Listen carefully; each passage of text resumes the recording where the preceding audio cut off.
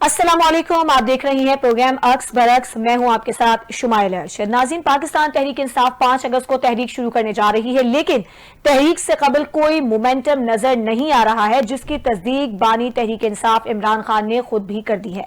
अपने हालिया ट्वीट में बानी तहरीक इंसाफ इमरान खान का अपने पैगाम में यह कहना था कि इस वक्त पार्टी का हर फर्द अपने तमाम इख्तलाफात को फौरी तौर पर भुलाकर सिर्फ और सिर्फ 5 अगस्त की तहरीक पर तवज्जो मरकूज रखे। मुझे फिलहाल इस तहरीक का कोई मोमेंटम नजर नहीं आ रहा है। उन्होंने ये भी कहा कि मैं 78 साल निजाम के खिलाफ जंग लड़ रहा हूं। उन्होंने मजीद कहा कि पाकिस्तान की तारीख में किसी सियासी शख्सियत के साथ ऐसा सलूक नहीं किया गया जैसा मेरे साथ किया जा रहा है। उन्होंने कहा कि नवाज शरीफ ने अरबों की करप्शन की, मगर उन्हें हर सहूलत के साथ जेल में रखा गया। किसी सियासी रहनुमा की बेगुनाह गैर सियासी अहलिया को कभी ऐसे जेल में नहीं डाला गया जैसे बुशरा बेगम के साथ किया जा रहा है, जबकि इमरान खान के दोनों बेटे कासिम और सुलेमान भी इस वक्त दौरे अमरीका पर हैं और वो मुख्तलिफ रहनुमाओं के साथ मुलाकातें कर रहे हैं। ट्रंप के करीबी दोस्त हैं रिचर्ड ग्रेनर, उनसे भी उनकी मुलाकात हुई, जिसके बाद उनका यह कहना था कि इस वक्त दुनिया में लाखों लोग सियासी कैद का सामना कर रहे हैं, जबकि इख्तलाफात भी अगर हम देखें तो पीटीआई में वो खत्म नहीं हो रही हैं। तहरीक इंसाफ के रहनुमा बैरिस्टर सलमान अकरम राजा ने यह कहा कि यह मफरूजा है कि शाह महमूद कुरैशी पार्टी को लीड करेंगे, क्योंकि ये एक तासुर पाया जा रहा था कि शायद अगर वो रिहा हो जाते हैं तो वो पार्टी को लीड करेंगे। फिर पार्टी के लीडर बानी पीटीआई ही है, ये कहना है सलमान अकरम राजा का। फिर शाह महमूद कुरैशी रावलपिंडी में अडयाला जेल के बाहर मीडिया से गुफ्तगू करते हुए उन्होंने मजीद कहा, सलमान अकरम राजा ने, कि शाह महमूद कुरैशी के खिलाफ अभी 8 से 9 मुकदमात जेर समात हैं, वो मजीद 8 मुकदमात में गिरफ्तार हैं। उन्होंने ये भी कहा कि यह गलत बात है कि शाह महमूद कुरैशी पार्टी को लीड करने जा रही हैं, उनका ओहदा अपनी जगह कायम है। अब आने वाले दिनों में जो पीटीआई की सियासत है वो किस जानिब जाएगी, 5 अगस्त से जो तहरीक शुरू करने जा रही है पीटीआई, क्या उस पर इन केसेस के फैसलों के असरात होंगे, शाह महमूद कुरैशी का क्या मुस्तकबिल होगा, जिन रहनुमाओं को सजाएं हुई हैं वो अदालतों में चैलेंज करेंगे, वहां से क्या उम्मीद रखी जा सकती है, इन्हीं मामलात पर आज के प्रोग्राम में हम बात करेंगे। मेरे साथ मौजूद है इस वक्त पीटीआई की रहनुमा नुसरत वाहिद साहिबा। नुसरत साहिबा, आपका बहुत शुक्रिया अपना कीमती वक्त हमें देने के लिए। सबसे पहले तो मैं आपसे ये जानना चाहूंगी कि अभी जो हमने हालिया दिनों में पीटीआई रहनुमाओं के खिलाफ जो फैसले आए हैं, 10-10 साल कैद की सजाएं सुनाई गई हैं, बड़ी अहम लीडरशिप के खिलाफ के फैसले आए हैं, जमात का इस पर मौकिफ क्या है, क्या समझते हैं आप? बिस्मिल्लाहिर्रहमानिर्रहीम, बहुत शुक्रिया अपने प्रोग्राम में मुझे इनवाइट करने का। देखें, जो इम्पोर्टेंट चीज़ है वो ये कि उन लोगों को सज़ा मिली है जिनकी पार्टिसिपेशन सिर्फ ये थी कि वो वहाँ पे मौजूद थे, और वो जिस तरह डॉक्टर यास्मीन का आपने देखा होगा, बार बार उनकी वीडियो चलती है कि वो बार बार कह रही है अंदर नहीं जाना, तोड़फोड़ नहीं करनी, नहीं जाना, तोड़फोड़ नहीं करनी, किसी ने कोई और तकलीफकारी नहीं करनी, वो बेचारी मुसलसल बैठी हुई है बात करी। लेकिन उनके साथ अंदलीब सर निकाल के वो गाड़ी से खूब नारे लगा रही है, और खतीजा शाह जो है वो सिर्फ ड्राइव कर रही थी, वो तो पीछे की थी भी नहीं, वो तो बस एक ऐसी जो होते हैं लोग एडमायरर, तो वो उस चक्कर में वो बेचारी कॉल आई तो वो चल पड़ी अपनी गाड़ी लेके, बैठ गए उसमें, तो उसके उन्होंने बहुत भुगता। 9 महीने उनको सजा हुई, फिर बलूचिस्तान भी भेजा गया, 18 घंटे सफर करके बलूचिस्तान पहुंची, और 1 माह उनको वहां पर रखा गया। तो बहुत लोगों ने अज़ियतें उठाई, बहुत तकलीफें उठाई, लेकिन अब जो जिस तरह सजा दी गई है, स्पेशली डॉक्टर यास्मीन को और उमर चीमा जो साबिक गवर्नर हैं, और चौधरी साहब और महमूदुल रियाज साहब, ये सारे वो लोग हैं जो हमेशा से पीटीआई में थे, और कभी भी इन लोगों ने कोई इस तरह की चीज नहीं की जिसपे आप कहेंगे कि किसी तकलीफकारी को या किसी इस तरह की चीज को प्रमोट करेंगे। अब जो इल्जाम लगता है खान साहब के ऊपर कि उन्होंने प्लानिंग की, और वो जो पुलिस वाला था उसने टेबल के नीचे बैठ के सारी प्लानिंग सुनी, और यह सोफे के पीछे छुप के, तो वो बनी गाला एक इस तरह का इलाका था। जो मैं आपको बताऊं कि मैं मैंने हो चुकी थी ज़ाहिर सोच टूटने के बाद सही, तो मैं यहाँ से गई स्पेशली वहां जाके मिलने के लिए खान साहब से, तो मुझे कहा गया, चौधरी साहब, ये जो सेनेटर चौधरी साहब, इन्होंने कहा कि जब तक मैं सिग्नल न दूं आप नहीं आइएगा वहां, इस तरह नहीं आने दो। तो जब इतनी पाबंदी अपने जानने वाले लोगों के ऊपर जो आपके साथ काम करते रहे, तो कैसे ये पुलिस वाले पहुंच गए और जाके उन्होंने अब तो सारा पोल खुल गया। बिल्कुल, ये सवाल उठाए जा रहे हैं। ठीक है, नुसरत भाई साहब, हमें सीनियर कानूनदान है असद मंजूर भट्ट साहब ने भी ज्वाइन किया है, उनसे जरा कानूनी पहलुओं के हवाले से बात करेंगे। असद मंजूर साहब, जो फैसले हम देख रहे हैं कि बानी पीटीआई के रहनुमाओं के खिलाफ आ रहे हैं, 10-10 साल कैद की सजाएं सुनाई जा रही हैं, ऐलान तो किया गया है कि इनको चैलेंज किया जाएगा। आपके ख्याल में क्या क्या ऑप्शंस तहरीक इंसाफ के पास मौजूद हैं इन फैसलों को चैलेंज करने के लिए? बिस्मिल्लाहिर्रहमानिर्रहीम। सबसे पहले आपका शुक्रिया कि आपने सहम कौमी मामले में मेरी राय मांगी है। जी जी। विदेशी कानून में जो भी फर्स्ट ट्रायल कोर्ट होती है, उसकी जजमेंट के बाद उसका राइट ऑफ अपील दिया जाता है, जो कि हाई कोर्ट में होगा। 2 जज हाई कोर्ट के सुनेंगे और उसमें जितने भी गवाहान पेश हुए हैं नीचे, उनके एविडेंस को देखा जाएगा। बाकी नजर में जो जिस तरह के गवाहान थे, जिन लोगों को इन्होंने बरी किया है, वही गवाहान हैं जिनको दूसरे मामलात में बाकी लोगों को सजा दे दी है। मेरे ख्याल में तो ये सारे के सारे जो सजा जो है ना, ये गवर्नमेंट को खुश करने के लिए जजों ने की है, अदरवाइज ये सजा के केस नहीं थे। उसकी वजह ये है कि जिस तरह शाहबाज सबको छोड़ दिया, जो कराची में थे, तो 100% एजाज चोर सब जिनको सजा दी है वो इस्लामाबाद में थे, लाहौर में तो थे ही नहीं। तो किस तरह ये जस्टिफाई होगी सजा? तो मैं ये समझता हूँ कि राइट ऑफ अपील है इन दोस्तों के लिए। ये हाईकोर्ट में आएंगे, 2 जजेस सुनेंगे और होपफुली उम्मीद है कि वहां पर इनकी सुनवाई होगी और ये जो फैसला है एंटी टर्म की जज साहब का, ये कायम नहीं रहेगा। ठीक है सर, आपको लगता है कि ये फैसले जो है वो चैलेंज हो सकते हैं और फैसले बरकरार नहीं रहेंगे, लेकिन ये भी तो एक इल्जाम लगाया जा रहा है कि ये फैसले सियासी बुनियादों पर किए जा रहे हैं, क्योंकि हमने ये भी देखा है कि कुछ ऐसे रहनुमा तहरीक इंसाफ के जो नजर आ रहे हैं वीडियोस में, लेकिन उनको रिहा कर दिया गया, सजाएं नहीं दी गई। जैसे अगर हम यास्मीन राशिद की बात अभी नुसरत भाई साहिबा कर रही थी, तो ये तफरीक आपको लगता है कि सवालात जन्म दे रही है? जी बिल्कुल, ये मैंने इसीलिए आपको, देखिए मैं चूंकि प्योर लीगल बात कर रहा हूँ, इसलिए इसको सियासी ग्राउंड मैंने नहीं कहा, लेकिन मैंने ये तो कहा कि जिस बिना पे आप शाह साहब को छोड़ दें, he was in Karachi at that point of time, तो वही ग्राउंड तो एजाज चौधरी साहब को भी अवेलेबल है, वो उस दिन इस्लामाबाद में थे, तो शाहबाज साहब को छोड़ दिया, एजाज चौधरी साहब को सजा दे दी है, तो इसका मतलब तो पॉलिटिकल मोटिवेशन हुई ना कि जो जिससे खतरा है उसको सजा दे दो, इससे खतरा कम है, या जिसकी कोई और वजह है तो उसको छोड़ दो। तो इस तरह तो नहीं होता। जिस तरह सेट ऑफ विटनेसेस होंगे, जिस तरह गवाहान होंगे, अगर एक गवाह के बयान की रोशनी में आप किसी को सजा देते तो उसी गवाह के बयान की रोशनी में बाकी भी छूटेंगे। तो ये नहीं हो सकता कि आधों को पकड़ के बरी कर दें और आधों को सजा दे दें, इस तरह तो नहीं होता। ठीक है नुसरत साहिबा, हाँ, नजर आ रही है। बिल्कुल ठीक है। अच्छा नुसरत साहिबा, कुछ पार्टी के अंदर रहनुमाओं को सजाएं, कुछ की रिहाई, फिर अगर हम खास तौर पर शाह महमूद कुरैशी के हवाले से बात करें तो उम्मीद की जा रही है कि उनको बाकी अदालतों से भी रिलीफ मिलेगा या उनको मजीद फायदा पहुंच सकता है, जिस तरह से शेरपाव पुल के मुकदमे से उनको बरी किया गया है? देखिए, ये एक मेरे ख्याल में तो जज ने काफी अक्लमंदी से बात की है कि वो बेचारे अपनी बीवी की ऑपरेशन की वजह से यहाँ कराची में आखान में थे और उनका कोई ताल्लुक ही नहीं था इस चीज से। ताल्लुक तो खैर बाकियों का भी नहीं था, लेकिन जस्ट बिकॉज वो उस प्रेमिसेस में रह रहे पाए गए थे, इसलिए उनको पकड़ना था। लेकिन शाह महमूद साहब तो नहीं थे उसमें, लेकिन उसके बावजूद उनको रिहाई तो मिल गई, लेकिन अभी काफी सारे 9 केसेस उन पर हैं। जी जी जी। तो वो आप देखें उसमें क्या होता है क्या नहीं होता है। इतने बूढ़े बूढ़े लोगों को इतनी लंबी लंबी सजाएं, शदीद गर्मी और शदीद सर्दी, किस तरह ये लोग बर्दाश्त कर रहे होंगे। मैं तो सोच के मुझे मतलब सवाल आता है, जिससे कहना चाहिए कि डॉक्टर यास्मीन वो थी कि गाड़ी से उतरते साथ ही वो होता था कि एसी लगाओ, बहुत गर्मी लगी ऑफिस में पहुंचने से पहले। तब वो उन्होंने कैसे वक्त गुजारा, इतना ढेर वक्त, कि वो शदीद गर्मी, पंजाब की गर्मी तो होती भी इतनी जालिम है कि एक पत्ता नहीं हिलता वहां पे। कराची में तो फिर भी चलो हवा चल रही होती है, तो वो उसमें कैसे ये लोग रहे, कोई लोगों को तरस नहीं आता। जस्ट बिकॉज के उन्होंने टीवी में बैठ के सारा कच्चा चट्टा खोल दिया था कि उनको कहाँ एडमिशन मिला और किस तरह मिला और किस तरह निकली और किस तरह क्या किया।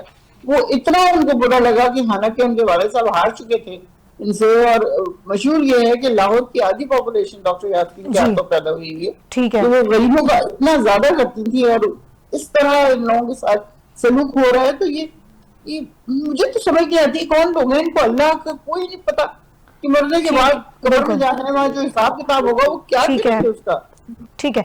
अच्छा असद साहब, आप मुझे ये बताइएगा, यकीनन आप मुल्क की सियासत पर भी नजर यकीन रखते हैं।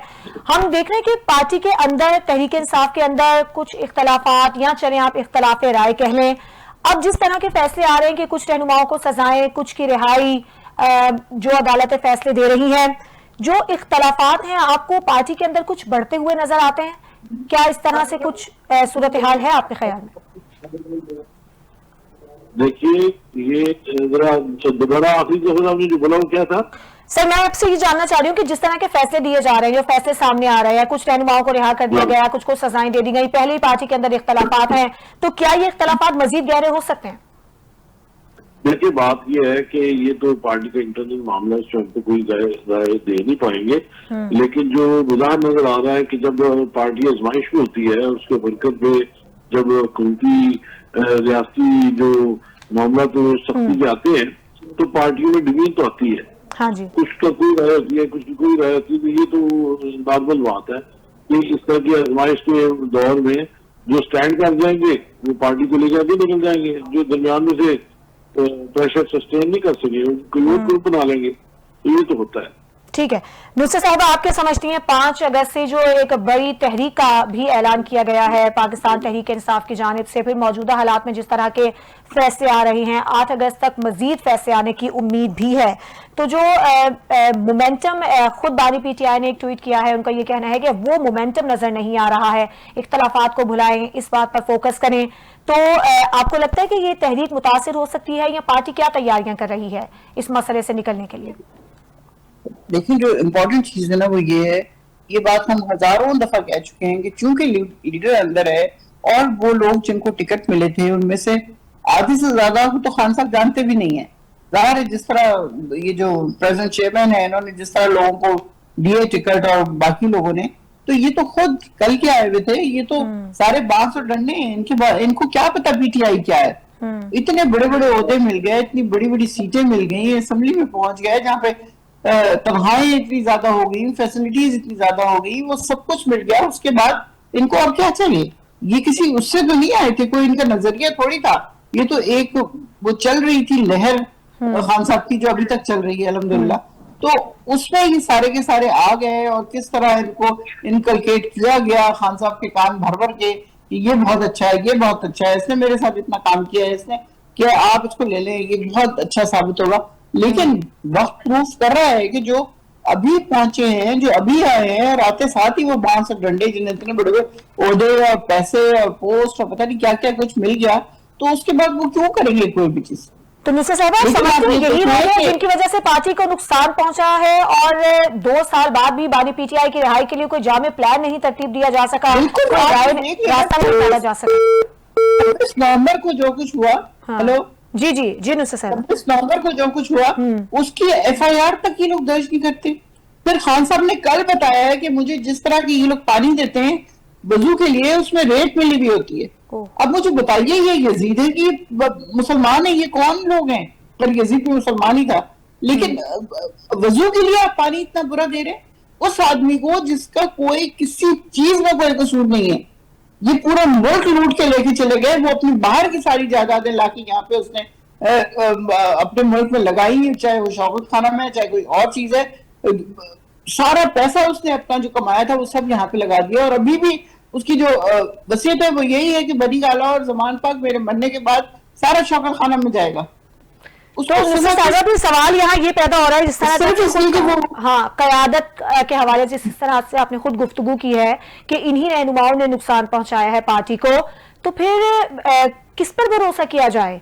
किस तरह से भी ये मसले का हल निकलेगा? बानी पीटीआई तक अगर वो बात पहुंचती नहीं है, खुद ही फैसले कर लिए जाते हैं, जिस तरह से अभी आप जिक्र भी किया है सेनेट की टिकटों के हवाले से, तो कैसे भी इसको हल किया जाएगा? देखिए, मैं समझती ये हूँ कि जब आपका लीडर अंदर होता है ना और मुश्किल में होता है, तो लोग पार्टी छोड़ जाते हैं। नवाज शरीफ के साथ भी एग्जैक्टली ये हुआ था, उनके पास 2 या 3 जगह थे, जिसमें जावेद हाशमी थे, जिनको पैरालिसिस का अटैक हुआ था, मुशर्रफ ने उनको बर्फ की सिलों के ऊपर रखा था, लेकिन वो भी आज कह रहे हैं कि मुझे जो सजा दी थी वो इतनी शदीद नहीं थी जितनी इमरान खान साहब को मिल रही है। तो ये दिस इज जस्ट नॉर्मल कि लोग छोड़ के जा रहे होते हैं। कोई जो स्पेशली सियासत में जो लोग आते हैं ना, वो इस चक्कर में नहीं आते कि वो मुश्किलें उठाएंगे, परेशानियां उठाएंगे, वो इसको आते हैं कि चलो ये तो अच्छी चीज है, कुछ बातें कर इन हालात में इख्तलाफात कैसे कम होंगे? फिर आपका जो वोटर है वो तो फिर मायूस होगा। फिर 5 अगस्त से एक बड़ी तहरीक भी आप शुरू करने जा रहे हैं, तो मसाइल बहुत हैं। वोटर बिल्कुल मायूस नहीं होगा इसकी, तो वो देखेगा कि आपस में इख्तलाफात है, एक दूसरे पे भरोसा नहीं किया जा रहा है, तो वो पार्टी पर कैसे भरोसा करेगा? देखिए, वो वोटर जो है ना वो इनका नहीं है, वोटर सिर्फ खान साहब का है, और वो कभी भी मायूस नहीं होगा क्योंकि उनको पता है कि उनका लीडर अज़तें झेल रहा है अंदर, और सिर्फ उनके लिए ही झेल रहा है, अपनी आवाम के लिए ही झेल रहा है। जो 80% लोगों ने उनको वोट दिया था, 180 सीट थी, वो बढ़ के अब 93-94% पे चला गया, जो भी अगला सर्वे होता है उसमें। तो लोग नहीं होते, आगे पीछे नहीं होते, इनसे डिसअपॉइंटमेंट जरूर होगी और बार बार होगी, जो इन लोगों ने दिखाई है कि अब 26 नवंबर की बात फिर मैं आपसे करूंगी। 26 नवंबर को मेरे जैसा बंदा कराची से जाके वहां डी चौक पे मौजूद था, लेकिन इन लीडर्स में से ये सारे चाइना चौक पे रुके हुए थे। पंजाब से तो खैर कोई आया ही नहीं क्योंकि वहां रिस्ट्रिक्शन इतनी ज्यादा थी, लेकिन जो वहां केपी से आए भी वो भी चाइना चौक से आगे नहीं आए। गोलियां चल रही थी तब इतनी तेज गोलियां चल रही थी कि कोई बाहर का बंदा इमेजिन नहीं कर सकता। और मैं बाकायदगी से उसके कंटेनर जहां से उस बेचारे नमाजी को गिराया था इन लोगों ने, वहां में तकरीबन चलती हुई और पीछे की तरफ जा रही थी, तो लेकिन ये लोगों को कोई फर्क ही नहीं पड़ता। ये सारे पता नहीं कहाँ थे, कोई के नहीं थे, उसके बाद सब गायब हो गए, चले गए, आवाम मर रही है, जो मर्जी हो रही है, हॉस्पिटल लेके जा रहे हैं भाग के, तो वहां पे हॉस्पिटल वाले एडमिट नहीं कर रहे हैं, बहुत बुरे हालात देखे। लेकिन हमें सब पता है कि ये लोग सिर्फ अपनी कंफर्ट के लिए आए थे और वो कंफर्ट इनको मिल गया। क्या ये उम्मीद की जा सकती है कि बानी पीटीआई के बेटे अगर पाकिस्तान आते हैं, इस तहरीक का हिस्सा बनते हैं, अमेरिका में तो वो मुलाकातें भी कर रहे हैं बानी पीटीआई की रिहाई के लिए, तो उनसे कुछ उम्मीद बांधी जा सकती है? बिल्कुल, उनसे क्यों नहीं उम्मीद बांधी जा सकती? वो तो लेकिन वो तो सियासत में उस तरह से एक्टिव नहीं है अभी फिलहाल। एक्टिव नहीं है, बिल्कुल एक्टिव नहीं है। वो अपने बाप से मिलने आ रहे हैं, वो देखने आ रहे हैं कि उनके क्या हालात हैं, क्योंकि जिस तरह अलीमा आपा ने बताया है कि उनको एक्सरसाइज करने नहीं दी जा रही, 22 घंटे अंदर बंद रखा जा रहा है, लोगों से मिलने नहीं दिया जा रहा। अनलाइक नवाज शरीफ और जरदारी साहब को तो एक कोठी सामने सुना लेके दे दी थी, वहां पे वो सारे एंटरटेनमेंट के लिए होती थी, और इनके लिए क्या, इनको बड़ा सा सुई दे दिया, उसमें अखबार भी है, टीवी भी है, लोग भी लिस्ट बना के देते थे ये क्या आज कितने लोगों से मिलना है, क्या करना है, तीनों टाइम घर से खाना आ रहा था। ये इंसान जो बेचारा एक्चुअली सियासतदान नहीं है, ये सच ए पैथेटिक पर्सन कि इसके दिल में होता है कि बस मैं अपने लोगों की हालत चेंज करूं।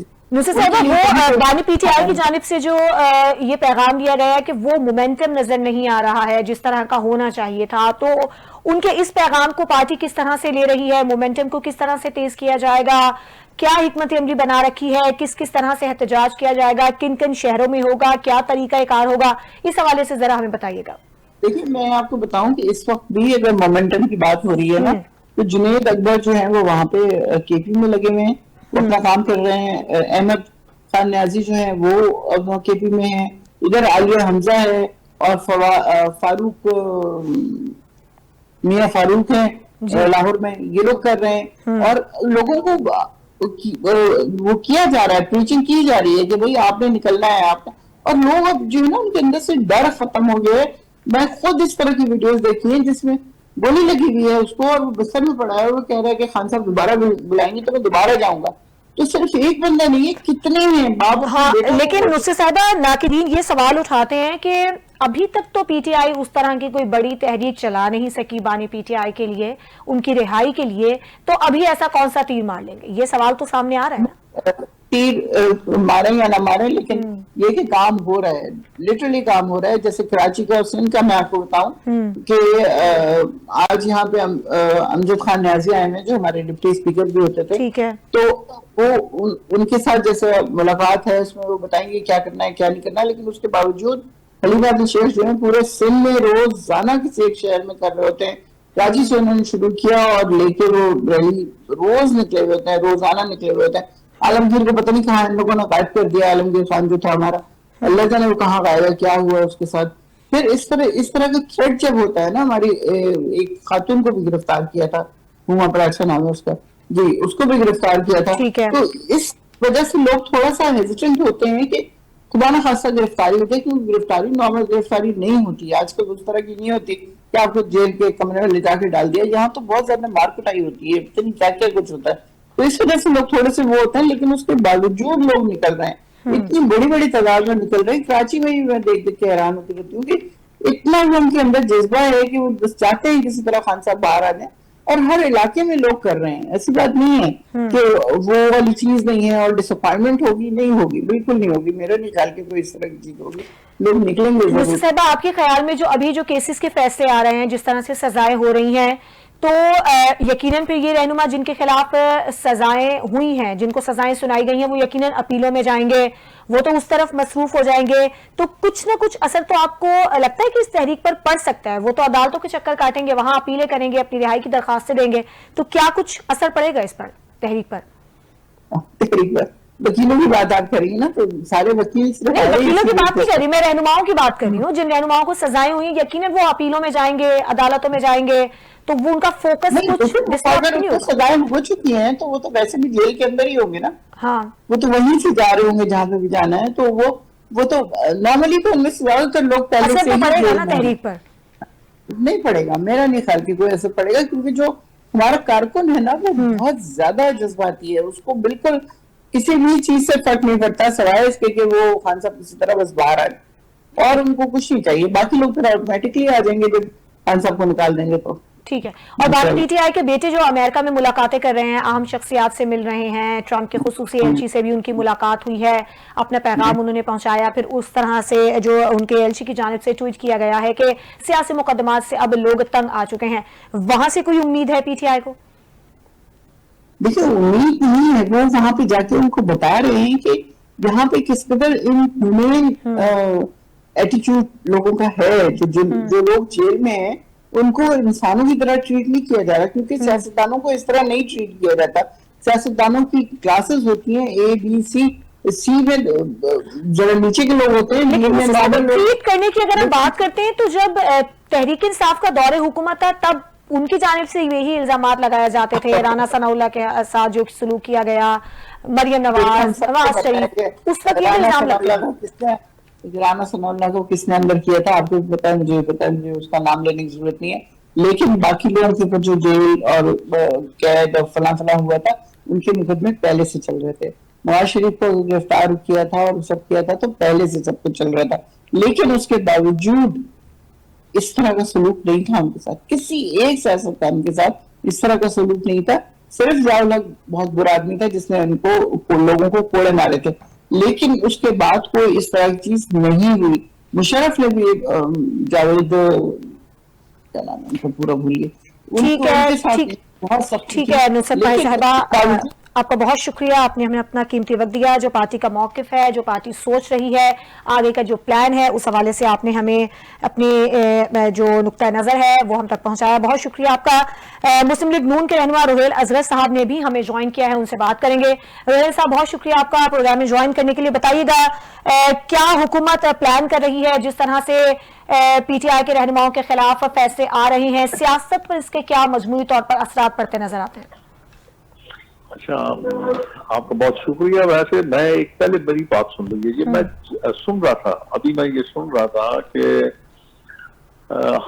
इनके दौर में क्या कुछ हुआ। मैं आपके सामने मिसाल देता हूँ। मेरी एक तकरीर थी जो मैं गलती से कर दी मैंने। उस तकरीर का सिला ये मिला कि कोई ऐसा डिपार्टमेंट नहीं था जिसपे इन्होंने मेरे साथ ज्यादती करने की कोशिश नहीं की। मेरे घर को गिराने आ गए, मेरे पे अजीब किस्म के इल्जाम लगा दिए। इनको ये भी शर्म नहीं आई कि मेरी उम्र का हिसाब लगा लेते, मेरी सियासी जो बसीरत थी उसका शर्म कर लेते। जी जी। मेरे इतने बड़े टेन्योर का जो था इसका पार्लियामेंट का, उसका ही कोई या कर लेते। असल पे हमारी बदकिस्मती ये है कि जब हम इक़्तिदार में होते हैं तो हम खुदा बन जाते हैं। जी बिल्कुल। और जब हम इक़्तिदार से नीचे आते हैं तो फिर हमें हर वो चीज तकलीफ देती है जो हम खुद करते रहे हैं। मैं आपको एक और इसी मिसाल देता हूँ। एक मेरा पैशन था, मैं टॉक शोज में जाता था, लेकिन अब मैं नहीं जाता हूँ, इसलिए कि अब इज्जत दाम की चीज कोई नहीं। गिरबान पकड़े जा रहे हैं, घूम से मारे जा रहे हैं, गालियां निकाली जा रही हैं, तो मैं उन चीजों का मुकम्मल नहीं हो सकता। मैं एक टॉक शो में बैठा था, आपके बहुत बड़े एक एंकर थे, एक मलिक साहब, उनके टॉक शो में था, पीटीआई का एक बड़ा रहनुमा भी वहां बैठा था। तो मैंने उनसे ये कहा था कि उतना कुछ कीजिए जितना कल को आपने बर्दाश्त करना है, और मैं महसूस कर रहा हूँ कि आपकी चीखों की आवाज अडियाला जेल से ईवानों तक आएगी। तो उन्होंने कहा कि आप हमें डरा रहे हैं। मैं डरा नहीं रहा, मैं आपको बता रहा हूँ कि जो कुछ आप करेंगे वो वापस आएगा। ये ऐसा नहीं है, अब वो जमाना नहीं है कि आप एक गाल पे थप्पड़ मारेंगे और वो इलाज में दूसरी गाल आगे कर देगा, ऐसा बिल्कुल नहीं है। आपको भुगतना पड़ेगा, और वही हुआ। आप देख रही है ना। अब ये गलत बात है कि जहां आपको अदालत एक रिलीफ देती है, आप उस पर खुश होते हैं, ढोंगरे बजाते हैं। जहां अदालत आपको सजा देती है, आप फिर रोना पीटना शुरू कर देते हैं। मतलब ये कोई मंतक नहीं है, ना ये कोई अच्छी बात है। आप अदलिया को उनका काम करने दें, आप खुद अपने केस को प्लीज करें ना। रोहित साहब, लेकिन रोहित साहब जो सवालात उठाए जा रहे हैं वो कुछ इस तरह के है ना कि कुछ रहनुमाओं को रिहाई दे दी गई और कुछ को जो है वो सजाएं दे दी गई, कुछ की वीडियोज हैं, शवाहिद हैं, लेकिन उसके बावजूद फिर कुछ ने प्रेस कॉन्फ्रेंस कर ली तो उनको छोड़ दिया गया। ये सवालात तो सामने हैं। नहीं, मैं आपको गुजारिश करता हूँ कि देखिए, कहीं भी जब सजा दी जाती है तो प्रोसिक्यूशन अपना एक पूरा एक केस मरतब करती है। अब जब इस चीजों में सजा दी गई, उसको बेस बनाया गया उस वीडियोस को, जो वीडियोस सामने नजर आ रही थी। अगर आप पर्टिकुलरली एक रहनुमा की बात करती हैं तो वो 9 मई के किसी वीडियो में वो बजाय नजर नहीं आ रहा। तो इसलिए उस बुनियाद पर कि हाँ इसने किया होगा, इसमें किया होगा को अदालत नहीं मानती, अदालत एविडेंस चाहती है। लेकिन जो गवाह इस केस में पेश हुए हैं उन पर भी सवालात उठ रहे हैं कि सोफे के पीछे और टेबल के नीचे छुप के हमने बातें सुनी। नहीं, मैं वो यस कर रहा हूँ। इसमें सबसे बड़ी गवाही तो आपकी वीडियो है, जिस वीडियो में सब लोग नजर आ रहे हैं, जिसमें वो वोक कर रहे हैं, लोगों को अवार रहे हैं, शर्तों को अवार रहे हैं। तो जब आप ऐसा काम कर रहे थे, पहले आप सोच लीजिए ना इसका नतीजा क्या निकलेगा। अगर आप ये नहीं सोचते तो भाई समझता हूँ आपसे ज्यादा नालायक और अहमक कोई नहीं है। सियासत में ये नहीं होता। फर्ज कीजिए, मैं खुद आपको ये बात करता हूँ कि अगर ये हुकूमत वही काम करती है जो माजी में होता रहा है, तो फिर दोनों एक बराबर हो जाएंगे। और फिर आप ये तवक्को कीजिए कल आने वाले कल में आपके साथ ये नहीं होगा, आपके साथ भी यही होगा, क्योंकि आपने एक सेट कर दिया ना, एक प्रेसिडेंट सेट कर दिया। बिल्कुल। तो फिर आपको शोर मचाने की जरूरत नहीं है। लेकिन ये जो अपने 4 साल हैं, जो 4 सालों में किया गया, जो रवैया अख्तियार किया गया, जो तकब्बर और जो अना और सामने रखा गया, एक अहंकार रखा गया, उसको सामने रख के आप अभी नुसरत साहिबा से जब बात हो रही थी तो वो ये कह रही है कि बानी पीटीआई ने ये शिकायत की है कि उन्हें जो वुजू का पानी दिया जा रहा है उसमें भी रेत शामिल है। तो क्या इस हद तक इंतकाम जा सकता है या आप समझते हैं कि उनकी जानिब से ये सिर्फ एक इल्जाम है? आप एक काम कीजिए ना, आप एक काम कीजिए, आप एक जो अडियाला जेल के सुपरिटेंडेंट साहब है ना, या जो भी वहाँ पे मुतलका आदमी है, उनसे ये पूछें कि ये जो फैसिलिटेट किया जा रहा है, जो फैसिलिटीज हैं, वो किसी आम कैदी की हैं? किसी आम कैदी को, जो आम कैदी है, क्या वो फैसिलिटीज जो इनको मुहैया है, जो वो देसी मुर्गी जो कि उनको पसंद है, और आम आदमी को तो मैसर नहीं है, ना ही उसकी औकात है कि वो देसी मुर्गी खा सके, तो वहां पे वो देसी मुर्गी। लेकिन सर, एक आम आदमी और एक साबिक वज़ीर-ए-आज़म बराबर भी तो नहीं हो सकते ना? बिल्कुल बराबर होंगे। क्यों, वो इंसान नहीं है? क्या वो इंसान नहीं है?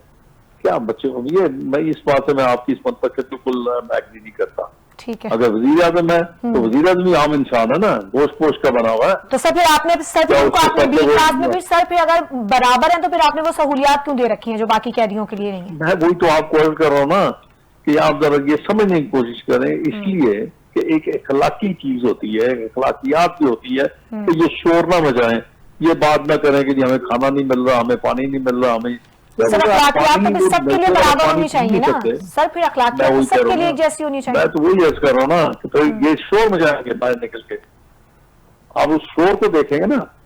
और सर फर्क ये है कि इनका शोर सुन लिया जाएगा, जो आम कैदी है उनका शोर हम तक पहुंचेगा नहीं, फिर ये फर्क कह रहा हूँ ना कि वो तो जो है वो तो हम उनको इंसान थोड़ी समझते हैं, ये तो बहुत बड़े इंसान है ना, ये तो ऊपर से उतरे हुए आसमान से खास मखलूक है ये। तो इसलिए मेरी बातें आपको शायद पसंद ना आई, नहीं पसंद है सर, पसंद आने की बात नहीं है।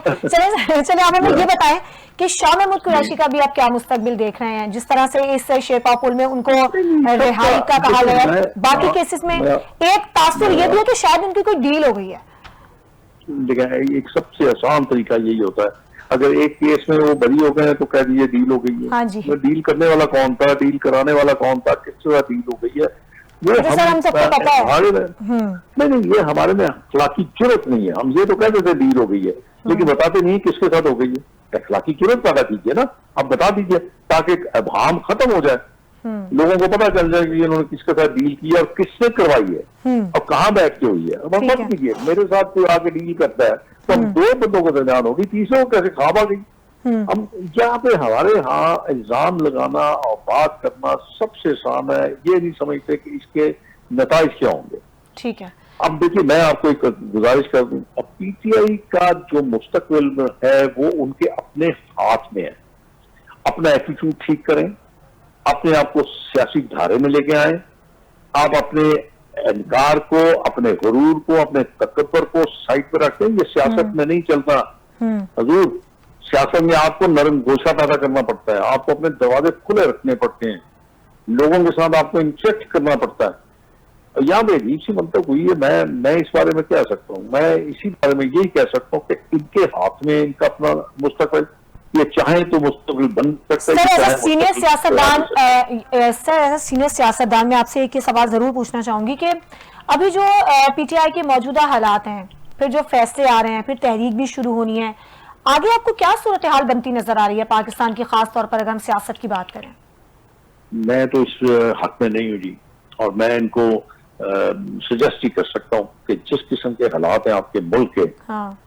क्या की तहरीक चला रहे हैं आप, ये तहरीक चला रहे हैं की रिहाई चाहते हैं ना वो।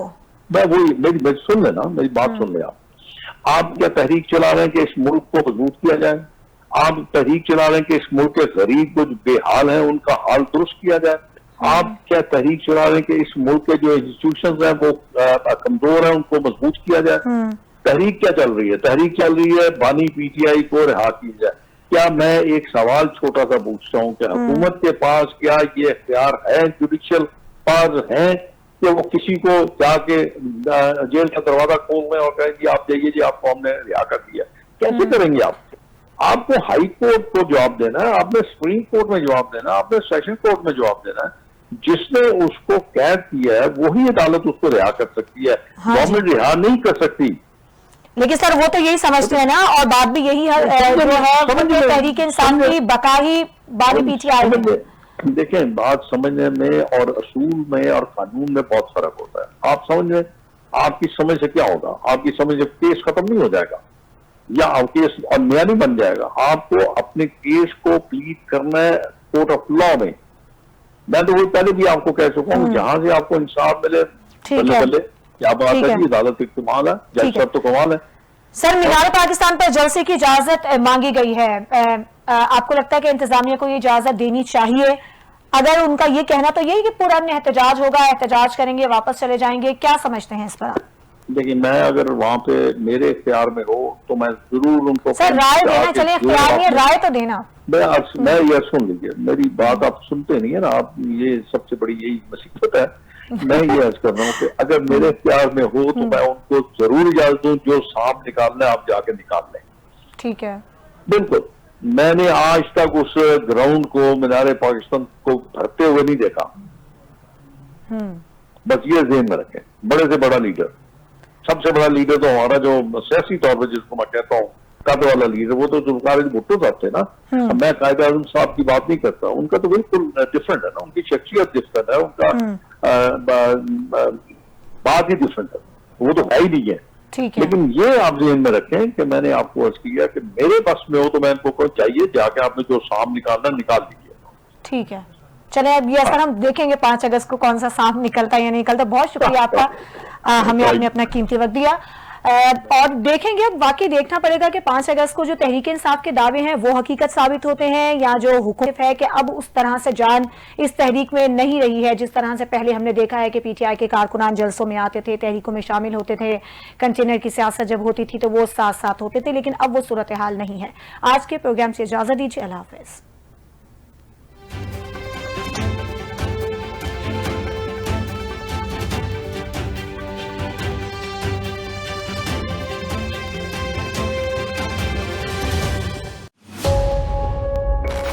हर सवाल शोर नहीं मचाता,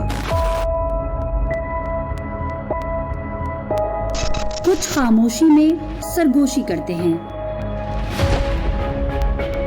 सुनने वाले का इंतजार करते हैं। पुराने और आग की तहों में ऐसा सच छुपा है जिसे कभी किसी